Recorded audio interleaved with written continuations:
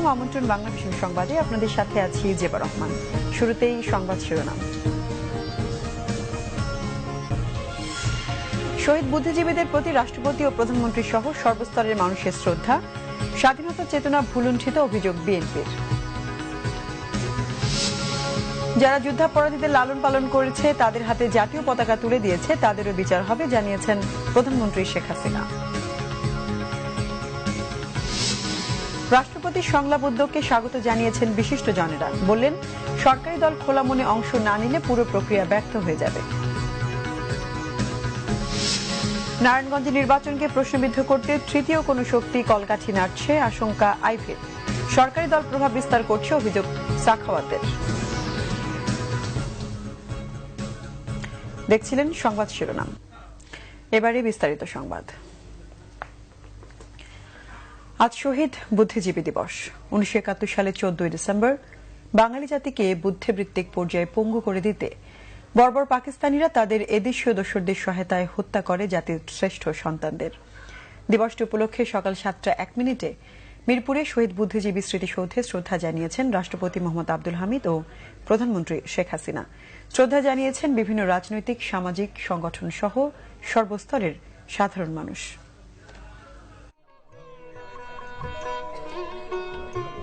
সন্তানদের শ্রদ্ধা জানাতে মিরপুর শহীদ বুদ্ধিজীবী স্মৃতিসৌধে আসেন রাষ্ট্রপতি মোহাম্মদ আব্দুল হামিদ ও প্রধানমন্ত্রী শেখ হাসিনা। শহীদ বুদ্ধিজীবীদের জন্য নির্মিত স্মৃতিসৌধে প্রথমে শ্রদ্ধা নিবেদন করেন রাষ্ট্রপতি, পরে প্রধানমন্ত্রী শেখ হাসিনা। এ সময় তারা কিছুক্ষণ নীরবে দাঁড়িয়ে থাকেন।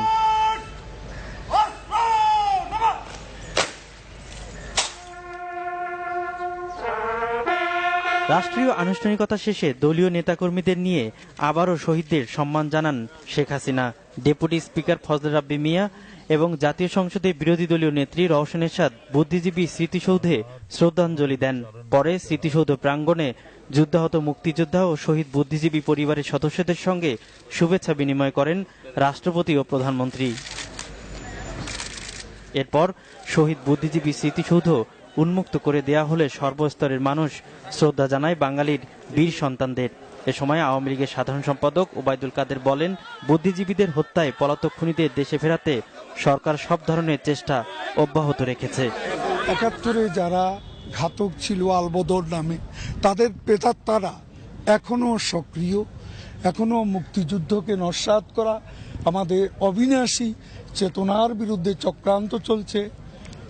বঙ্গবন্ধু কন্যা শেখ হাসিনার নেতৃত্বে এই চক্রান্তকে জনগণকে সঙ্গে নিয়ে আমরা প্রতিহত করব। 1971 থেকে 2016 পেরিয়েছে দীর্ঘ সময়। যে চক্রান্ত আর উদ্দেশ্য নিয়ে সেদিন বাঙালি সূর্য সন্তানদের হত্যা করা হয়েছিল, তাদের সেই চেষ্টা তো সফল হয়নি, বরং আপন মহিমায় এগিয়ে যাচ্ছে বাংলাদেশ। মিরপুরে শ্রদ্ধা নিবেদন শেষে প্রধানমন্ত্রী শেখ হাসিনা আসেন ধানমন্ডি 32 নম্বরে। সেখানে জাতির জনক বঙ্গবন্ধুর প্রতিকৃতিতে শ্রদ্ধা জানান তিনি। সৈয়দ আব্দুল মুহিত, বাংলা ভিশন, ঢাকা। এদিকে বিএনপি চেয়ারপারসন বেগম খালেদা জিয়া জাতির বীর সন্তানদের প্রতি শ্রদ্ধা জানিয়েছেন। সকাল 10:30 মিরপুর শহীদ বুদ্ধিজীবী স্মৃতিসৌধে পুষ্পস্তবক অর্পণ করেন বেগম জিয়া। সে সময় বিএনপি নেতাকর্মীরাও তার সাথে শ্রদ্ধা নিবেদন করেন। বিএনপির মহাসচিব মির্জা ফখরুল ইসলাম আলমগীর বলেন, ৪৫ বছরেও জনগণ স্বাধীনতার সুফল ভোগ করতে পারেনি। তিনি আরও বলেন, দেশে এখনও জনগণের মৌলিক অধিকার, বাক স্বাধীনতা ও গণতন্ত্র নেই। মানুষের মৌলিক মানবাধিকার প্রতিষ্ঠার যে চেতনা নিয়ে দেশ স্বাধীন হয়েছিল তা আজ ভুলুণ্ঠিত, অভিযোগ করেছেন বিএনপি মহাসচিব মির্জা ফখরুল ইসলাম আলমগীর। অন্যান্য রাজনৈতিক দলের নেতারা বলেছেন, মানুষের বাক স্বাধীনতা হরণ করে ভিন্নভাবে এখনও দেশকে মেধাশূন্য করা হচ্ছে। দেশের শ্রেষ্ঠ সন্তানদের শ্রদ্ধা জানাতে খুব সকাল থেকেই মিরপুরের শহীদ বুদ্ধিজীবী স্মৃতিসৌধে ভিড় করেন সমাজের বিভিন্ন স্তরের মানুষ। রাজনৈতিক দলের নেতা কর্মীদের উপস্থিতি ছিল চোখে পড়ার মতোই। বিএনপি চেয়ারপারসন বেগম খালেদা জিয়া সমাধিসৌধে এসে পৌঁছালে সেখানে ঢল নামে নেতা কর্মীদের। মূল দল ছাড়াও বিভিন্ন সহযোগী সংগঠনের নেতাকর্মীরাও শহীদদের স্মৃতির প্রতি শ্রদ্ধা নিবেদন করেন। দুর্ভাগ্য আমাদের 1971 সালে যারা প্রাণ দিয়েছিলেন দেশের স্বাধীনতার জন্য, যে চেতনাকে সঙ্গে নিয়ে সেই গণতন্ত্রকে প্রতিষ্ঠা করবার জন্য মানুষের অধিকার প্রতিষ্ঠা করবার জন্য, আমাদের ন্যূনতম অধিকারগুলোকে প্রতিষ্ঠা করবার জন্য, তা আজকে আবার হারিয়ে গেছে, তা হরণ করা হয়েছে, লুণ্ঠন করা হয়েছে। এই সরকার আজকে বাংলাদেশে একটা গুমের রাজত্ব, একটা ত্রাসের রাজত্ব, হত্যার রাজত্ব এবং একটা সম্পূর্ণভাবে একটা শ্বাসরুদ্ধকর অসহনীয় একটা পরিবেশ সৃষ্টি করেছে। এর থেকে আমাদের মুক্তি পাওয়া দরকার, তার জন্য আমরা সংগ্রাম করছি। মহান স্বাধীনতার যুদ্ধে শহীদ হওয়া দেশের শ্রেষ্ঠ সন্তানদের গভীর শ্রদ্ধার সাথে স্মরণ করলেন বিভিন্ন রাজনৈতিক দলের নেতাকর্মীরা। সেই সাথে গণতন্ত্রকে এগিয়ে নিতে আইনের শাসন এবং মানুষের মৌলিক মানবাধিকার পুনঃপ্রতিষ্ঠার কথাই বললেন বিভিন্ন রাজনৈতিক দলের নেতারা। দেশকে এখনো মেধাশূন্য করার ষড়যন্ত্র চলছে বলে অভিযোগ করেন রাজনৈতিক দলের অনেক নেতা। পাকিস্তানিদের ক্ষমা চাওয়ার প্রসঙ্গেও কথা বলেন কেউ কেউ। আমার মনে হয় পাকিস্তানের ক্ষমা চাওয়া উচিত। তারা ক্ষমা চাইবেন কিনা জানি না, ক্ষমা চাওয়া উচিত। অন্যায় করেছেন, অনেক অবিচার করেছেন আমাদের উপরে, অনেক মানুষ গণহত্যা তারা করেছেন, তার শাস্তি তারা এখন ভোগ করছেন। আমরা কিন্তু স্বাধীন দেশ এখন। আজকেও মেধাশূন্য অন্যভাবে হচ্ছে, সেটা হলো বাক স্বাধীনতা নেই, মৌলিক অধিকার নেই, সভা সমিতি মিছিল মিটিং এর সুযোগ নেই। আমরা নিষ্ক্রিয় যদি থাকি, নীরব থাকি, যা হচ্ছে সেটা মেনে নিই, তখন তো যারা যা ইচ্ছা তাই করবে। পার্টি ঠিক মতো চলতে হলে, দেশ ঠিক মতো চলতে হলে জনগণকে মালিকের ভূমিকা রাখতে হবে। আমি বিশ্বাস করি এটা হবে। সময় বাড়ার সাথে সাথে পাল্লা দিয়ে বাড়ে জনমানুষের উপস্থিতি, যাদের চোখে মুখে স্বপ্ন, যাদের ভাবনায় সমৃদ্ধশালী বাংলাদেশ। সিকান্দার রেমান, বাংলা ভিশন, ঢাকা। শহীদ বুদ্ধিজীবী দিবসে মানুষের ঢল নামে রাজধানীর রায়ের বাজার বধ্যভূমি স্মৃতিসৌধ ও মিরপুরের শহীদ বুদ্ধিজীবী স্মৃতিসৌধে জাতির শ্রেষ্ঠ সন্তানদের শ্রদ্ধা জানান রাজনীতিক, শিক্ষক, সাংবাদিক, শহীদ পরিবারের সদস্য ও বিভিন্ন স্কুল কলেজের শিক্ষার্থীরা। যুদ্ধাপরাধীর বিচারের মতো বুদ্ধিজীবী হত্যায় জড়িত স্বাধীনতা বিরোধী রাজনৈতিক সংগঠনগুলোকে রাষ্ট্রীয়ভাবে নিষিদ্ধ ঘোষণার দাবি করেন শ্রদ্ধা জানাতে আসা সব শ্রেণী পেশার মানুষ। সূর্যের আলো পৌঁছায়নি, রায়ের বাজার স্মৃতিসৌধের জানালা দিয়ে সকালের আধো আলো উঁকি দিচ্ছে। এই দেশটাকে তারা সেই পরাধীন এবং সেই পাকিস্তানি দেখতে চায়। সেই দল এই দেশে কি করে এখনো থাকে। যেখানে শ্রদ্ধা জানাতে মানুষের ঢল নামে উষা থেকে।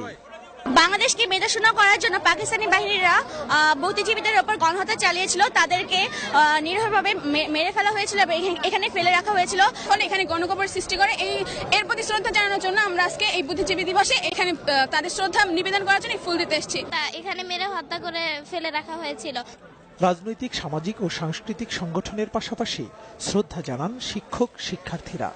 যুদ্ধাপরাধীদের বিচার প্রক্রিয়ার মাঝে এই বুদ্ধিজীবী হত্যাকারীদের বিচার, সংগঠিত বিচার প্রক্রিয়া সম্পন্ন হয়েছে। কয়েকজন এই বুদ্ধিজীবী হত্যাকারীদের ফাঁসির রায় দেওয়া হয়েছে, কিন্তু তারা এখন দেশ থেকে পালিয়ে বিদেশ অবস্থান করছে। আমরা চাই তাদেরকে অবিলম্বে দেশে ফিরিয়ে এনে তাদের বিরুদ্ধে যে মৃত্যুদণ্ডের রায় ঘোষিত আছে সেই রায় অবিলম্বে কার্যকর করা হোক। 16-17 তারিখে যাচ্ছি, এসে দেখেছিলাম যে যেইভাবে এই জায়গার মধ্যে বডিগুলি পড়ে আছে, সেই বডিগুলোকে চিনার মতো পরিবেশ ছিল না। কারো মুখের জিভা কাটা, কারো আঙুল পর্যন্ত নাই, চোখ খোলা। আমাকে একজন একটা ছোট ব্যাগ এনে দেখালো, ওই ব্যাগ ভর্তি মানুষের চক্ষু। তো এইভাবে পাকিস্তানিরা আমাদের উপরে অত্যাচার করেছে। এর আগে রাত 12:01 রায়ের বাজারের বুদ্ধিজীবী স্মৃতিসৌধে মোমবাতি প্রজ্বলনের মধ্য দিয়ে শুরু হয় শহীদ বুদ্ধিজীবী দিবসের আনুষ্ঠানিকতা। এদিকে মিরপুরের শহীদ বুদ্ধিজীবী স্মৃতিসৌধেও নামে শ্রদ্ধা জানাতে আসা মানুষের ঢল। শোককে শক্তিতে রূপান্তরিত করে আমরা সামনের দিকে এগিয়ে যাব। আমরা উন্নত সমৃদ্ধ রাষ্ট্র দেখতে চাই। আমি একটা সুন্দর দেশ দেখতে চাই। আমাদের দেশে কোনো ক্ষুধা দারিদ্র থাকবে না। দেশকে ভবিষ্যতের দিকে নতুন এক দেশে পরিণত করব। মুহিবুল্লাহ মুহিব, বাংলা ভিশন, ঢাকা। যারা যুদ্ধাপরাধীদের লালন পালন করেছে, রক্তে রঞ্জিত পতাকা যুদ্ধাপরাধীদের হাতে তুলে দিয়েছে, তারাও সমান অপরাধী। তাদের বিচার এ মাটিতে হবে বলে জানিয়েছেন প্রধানমন্ত্রী শেখ হাসিনা। বিএনপির প্রতি ইঙ্গিত করে তিনি বলেন, অবৈধভাবে ক্ষমতা দখলকারীরা। ইনস্টিটিউটে আয়োজিত আওয়ামী লীগের আলোচনা সভায় যোগ দেন প্রধানমন্ত্রী শেখ হাসিনা। প্রধানমন্ত্রী বলেন, শুধু যুদ্ধাপরাধীদের নয়, যারা যুদ্ধাপরাধীদের লালন পালন করেছে তারাও সমান অপরাধী। তাদেরও বিচার এই মাটিতে হবে। যুদ্ধ অপরাধী হিসেবে যাদের বিচার হয়েছে এবং বিচারের রায় কার্যকর হয়েছে, যাদের ফাঁসি হয়েছে, তারাই এদেশে মন্ত্রী হয়েছিল। তাদেরকে হাতে ছিল আমার লাখো শহীদের রক্তরঞ্জিত পতাকা। কাজে যারা এই পতাকা তুলে দিয়েছে তারাও সমান অপরাধে অপরাধী। যুদ্ধ অপরাধীদের যেমন বিচার হয়েছে, এদেরও বিচার বাংলার মাটিতে ইনশাল্লাহ হবে। প্রধানমন্ত্রী অভিযোগ করেন ৭১-এর পরাজিতরাই ৭৫ তৈরি করেছিল এবং তারাই মুক্তিযুদ্ধের ইতিহাস বিকৃতকারী। প্রধানমন্ত্রী তার বক্তব্যে যুদ্ধাপরাধীদের এই লালন পালনকারীদের পরিচয় তুলে ধরেন। অবৈধভাবে জিয়াউর রহমান সংবিধান লঙ্ঘন করে যখন ক্ষমতা দখল করে নিজেকে যখন রাষ্ট্রপতি হিসেবে ঘোষণা দিয়েই এই যুদ্ধাপরাধীদের সমস্ত মুক্তি দেয় এবং তার ক্যাবিনেটের প্রধানমন্ত্রী থেকে শুরু করে তার বিভিন্ন মন্ত্রণালয়ের দায়িত্বপ্রাপ্ত হয় এই সমস্ত রাজাকার আলবদর স্বাধীনতা বিরোধী চক্র। যত ষড়যন্ত্রই হোক, যুদ্ধাপরাধীদের বিচার চলতে থাকবে বলেও জানান প্রধানমন্ত্রী। আলোচনা সভায় প্রধানমন্ত্রী ছাড়া শহীদ পরিবারের সদস্যরাও বক্তব্য রাখেন। সাম্প্রদায়িকতাকে ৭৫-এর পট পরিবর্তনের পরে সাংবিধানিকভাবে রাষ্ট্রীয়ভাবে এই দেশে ঢুকিয়ে দেওয়া হয়েছে। দণ্ডপ্রাপ্ত হয়েছে এবং যাদের দণ্ড কার্যকর হয়েছে তাদেরকে এক জায়গায় সমাহিত করা হোক এবং সমাহিত করে সেখানে বড় করে ফলক দেওয়া হোক, এদের কৃত অপরাধের বিবরণাদি সেখানে বলা হোক। রকুনুজ্জামান, বাংলা ভিশন, ঢাকা। রাষ্ট্রপতির সংলাপের উদ্যোগকে স্বাগত জানিয়েছেন বিশিষ্টজনেরা। তবে সরকারি দল খোলা মনে সংলাপে অংশ না নিলে পুরো প্রক্রিয়া ব্যর্থ হয়ে যাবে বলে মনে করেন তত্ত্বাবধায়ক সরকারের সাবেক উপদেষ্টা এম হাফিজ উদ্দিন খান। আর সাবেক নির্বাচন কমিশনার সোহুল হোসাইন বলেন, যে কোনো মূল্যেই হোক স্বচ্ছ প্রক্রিয়া নির্বাচন কমিশন গঠন করতে হবে। নির্বাচন কমিশন পুনর্গঠন নিয়ে আগামী 18 ডিসেম্বর রাজনৈতিক দলগুলোর সাথে আলোচনায় বসতে যাচ্ছেন রাষ্ট্রপতি মোহাম্মদ আব্দুল হামিদ। এরই মধ্যে বঙ্গভবন থেকে বেশ কয়েকটি দলের কাছে আমন্ত্রণপত্র পাঠানো হয়েছে। বর্তমান রাজনৈতিক বাস্তবতায় সবার কাছে একটি গ্রহণযোগ্য নির্বাচন কমিশন গঠন করা জরুরি বলে মনে করছেন বিশিষ্টজনেরা। তাদের মতে বর্তমান কমিশনের ব্যর্থতার ধারাবাহিকতা পরবর্তী কমিশন বজায় রাখলে পরিস্থিতি আরও খারাপ হবে। এটা দুনিয়ার সব অন্য দেশও জানে এই ঘটনা, যে নির্বাচন কমিশন সম্পূর্ণ ব্যর্থ হয়েছে। এখন নতুন নির্বাচন কমিশন করতে হলে সে ব্যর্থতা যেন আবার না ঘটে, সেজন্য অত্যন্ত সতর্কতার সঙ্গে খোলা মনে এবং একটা সমঝদার মনোভাব নিয়ে যেতে হবে। আলোচনা না করে একটা কমিশন গঠন করে ফেললে, যে ভাবে এটাকে দলীয়ভাবে হোক আর ইয়েভাবেই হোক রিজেক্ট করা হতো, এভাবে হবে না। আলোচনা করে করলে আশা করি আলোচনাতে তার চেয়ে বেটার হবে আনডাউটেডলি। কমিশন গঠনের জন্য সার্চ কমিটিতে সব পেশার মানুষকে রাখার আহ্বানও জানান এই দুই বিশিষ্টজন। ইন এনি কেস এই নির্বাচন কমিশনকে অ্যাকসেপ্টেবল টু দি পিপল করতে হবে, ট্রান্সপারেন্ট করতে হবে, যে না এই যে লোকগুলো যাচ্ছে তারা কিন্তু কারোর পক্ষপাতিত্ব করবে না, সঠিক নির্বাচন করবেন। সরকারি দলকেও খোলা মনে এগিয়ে আসতে হবে এবং এই আলোচনায় মানে এটাকে তাদের যদি ছাড় দেওয়া দরকার হয় দিতে হবে, তা নাহলে হবে না, ব্যর্থ হয়ে যাবে। তবে সংলাপের মাধ্যমে নির্বাচন কমিশন গঠন করা সাময়িক সমাধান হলেও দীর্ঘমেয়াদী সমাধানের জন্য একটি আইন করা দরকার বলেও মনে করেন তারা। মাহফুজুর রহমান, বাংলা ভিশন, ঢাকা। নির্বাচনকে প্রশ্নবিদ্ধ করতে তৃতীয় কোন শক্তি কলকাঠি নাড়ছে, অভিযোগ নারায়ণগঞ্জ সিটি নির্বাচনে আওয়ামী লীগের মেয়র প্রার্থী সেলিনা হায়াত আইফির। এই নির্বাচনেও সরকারি দল প্রভাব বিস্তার করছে বলে বিএনপি প্রার্থী সাখাওয়াত হোসেন খানের অভিযোগের প্রেক্ষিতে আইভি একথা বলেন। দৈনিক প্রথম আলোর গোলটেবিল বৈঠকে সন্ত্রাসীরা নির্বাচনকে প্রভাবিত করতে পারে বলে সে শঙ্কার কথা জানান সুশীল সমাজের প্রতিনিধিরা। সকালে নারায়ণগঞ্জ ক্লাবে সিটি নির্বাচন নিয়ে গোলটেবিল বৈঠকের আয়োজন করে প্রথম আলো। সেখানে নাগরিক শ্রেণীর প্রতিনিধিরা নির্বাচন নিয়ে তাদের শঙ্কার কথা তুলে ধরেন। সরকার চাইলেই কেবল নির্বাচন সুষ্ঠু হবে বলেও মত তাদের। গোলটেবিল বৈঠকেও মূল আকর্ষণ ছিলেন প্রধান দু দলের প্রতিদ্বন্দ্বী প্রার্থীরা। বিএনপি প্রার্থী সাখাওয়াত হোসেন খান অভিযোগ করেন, পৌরসভা আর সিটি কর্পোরেশনের মেয়র হিসেবে 13 বছর দায়িত্ব পালন করেও নারায়ণগঞ্জ শহরের সিকিভাগ উন্নয়নও করেননি আইভি। প্রতিশ্রুতি দিচ্ছেন, এতে বোঝা যায় যে উনি আসলে পূরণ করতে পারেননি বলে উনি প্রতিশ্রুতি দিচ্ছেন।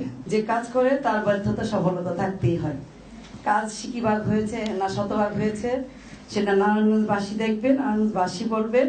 আপনি যে রাস্তায় সকালে উঠে বের হন বাসা থেকে, সেই রাস্তাটা নারায়ণগঞ্জ পোর্ট সিটি কর্পোরেশনের করা দিয়ে সাকাত ভাই আমাকে বলে যে তার হোল্ডিং ট্যাক্স কত টাকা আমি বাড়িয়েছি এবং ওনার হোল্ডিং ট্যাক্স কত, তাহলে আমি এই ব্যাখ্যাটা আমি এখনই আপনাদের দিয়ে দিতাম।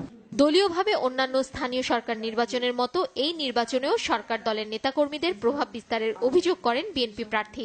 তবে অভিযোগ অস্বীকার করে সহযোগিতার আশ্বাস দেন সরকার দলের প্রার্থী।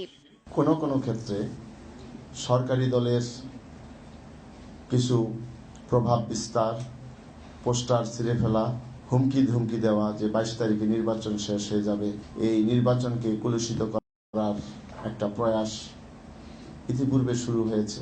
গতকাল আমার একজন কর্মী, তাকে ভীতি প্রদর্শন করা হয়েছে। দয়া করে আপনি তাদের সাথে না সহযোগিতা করে আপনি আমাকে জানান। সন্ত্রাসী লালনও করি না, পালনও করি না, আমার কোনো বাহিনীও নাই, এখনো আসছে এখানে একা। যারা বিহাইন্ডে থেকে আওয়ামী লীগ বিএনপির মধ্যে এটা লাগাতে চাচ্ছে অথবা নির্বাচনকে প্রশ্নবিদ্ধ করতে যাচ্ছে, আমাদের সকলের কাজ হচ্ছে তাদেরকে বিরত রাখা এবং জানতে পারলে তাদেরকে পুলিশের কাছে সমর্পণ করা। নির্বাচন কমিশনের প্রতি বিএনপি প্রার্থী অনাস্থা জানালেও সরকার প্রশ্নবিদ্ধ হয় এমন কোনো কাজ না করতে কমিশনের প্রতি আহ্বান জানান আওয়ামী লীগের প্রার্থী। অবশ্যই ইসিকে আরো স্ট্রং ভূমিকা পালন করার জন্য এবং ইসি যেন কোনো অবস্থাতেই সরকারকে প্রশ্নবিদ্ধ না করে, যাতে এই নির্বাচনটা একটা বাংলাদেশের মধ্যে একটা মডেল হয়ে থাকে, সেই ধরনের একটা নির্বাচন আমি চাই। কিন্তু যে নির্বাচন কমিশন ছুটু জগন্নাথ, সরকারের সিদ্ধান্ত নিতে হবে যে আসলে এই নির্বাচনটা আমরা কিরকম করতে চাই। তবে ফলাফল যাই হোক তা মেনে নিতে সবার প্রতি আহ্বান জানান সেলিনা হায়াত আইভি। আমি আবারও কথা দিচ্ছি, সাখাওয়াত ভাইয়ের বাড়িতে শারমিন ইব্রাহিম, বাংলা ভিশন, নারায়ণগঞ্জ।